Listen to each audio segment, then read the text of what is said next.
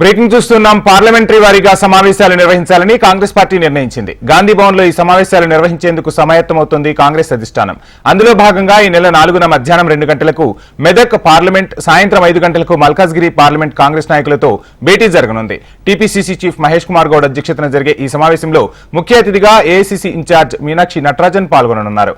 సమావేశంలో పార్లమెంట్ పరిధిలోని మంత్రులు, ఇన్ఛార్జ్ మంత్రి, ఎమ్మెల్సీలు, ఎమ్మెల్యేలు, డీసీసీ అధ్యక్షులు, నియోజకవర్గాలలో పోటీ చేసిన అభ్యర్థులు, టీపీసీసీ ఆఫీస్ బేరర్లు, అనుబంధ సంఘాల చైర్మన్లు, కార్పొరేషన్ చైర్మన్లు, మాజీ మంత్రులు, మాజీ ఎమ్మెల్యేలు, మాజీ ఎమ్మెల్సీలు, అధికార ప్రతినిధులు, జాతీయ, రాష్ట్ర స్థాయిలో అనుబంధ సంఘాలలో ఉన్న నాయకులు, సీనియర్ నాయకులు సమావేశంలో పాల్గొంటారు.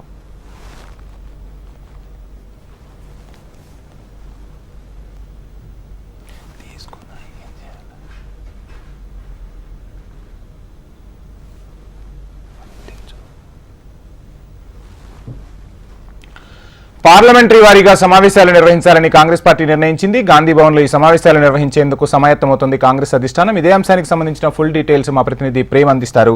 ప్రేమ్, చూస్తున్న మీనాక్షి నటరాజన్ బాధ్యతలు చేపట్టిన తర్వాత కాంగ్రెస్ ను సంస్థాగతంగా పటిష్టం చేసేందుకు నిర్ణయం తీసుకున్నట్టుగా తెలుస్తోంది. ఈ సమావేశాలకు సంబంధించిన ఓవరాల్ డీటెయిల్స్ ఏంటి? వంశీ,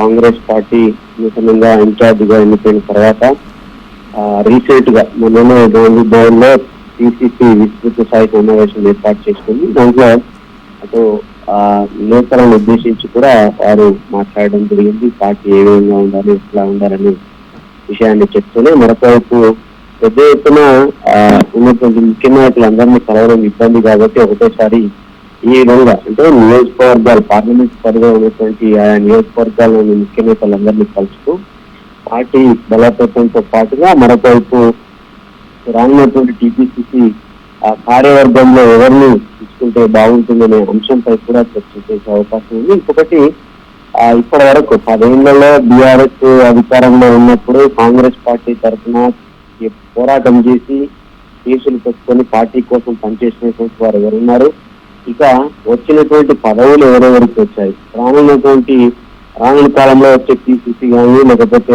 మార్కెట్ డైరెక్టర్లు కానీ, కార్పొరేషన్ చైర్మన్లకు సంబంధించినటువంటి డైరెక్టర్ పోస్టులు కానీ, కార్పొరేషన్ చైర్మన్లు కానీ, మంత్రివర్గ విస్తరణకు సంబంధించి కార్పొరేషన్ చైర్మన్, వీటన్నిటి పదవుల భర్తీకి సంబంధించి ఆయా నియోజకవర్గాల్లో ఎవరెవరు ఆశావాహులు ఉన్నారు, ఎవరెవరు పార్టీ కోసం పనిచేశారనేటువంటి వివరాలు సేకరించి వారికి తగిన రీతిలో న్యాయం చేయాలని చెప్పి మీనాక్షి నటరాజన్ భావిస్తున్నారు.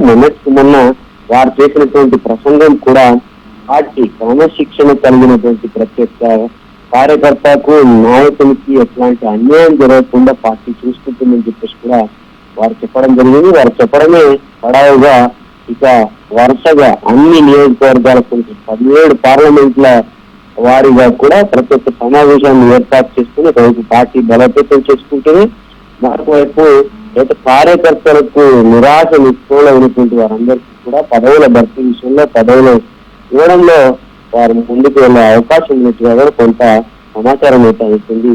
Vamsi, thank you Prem.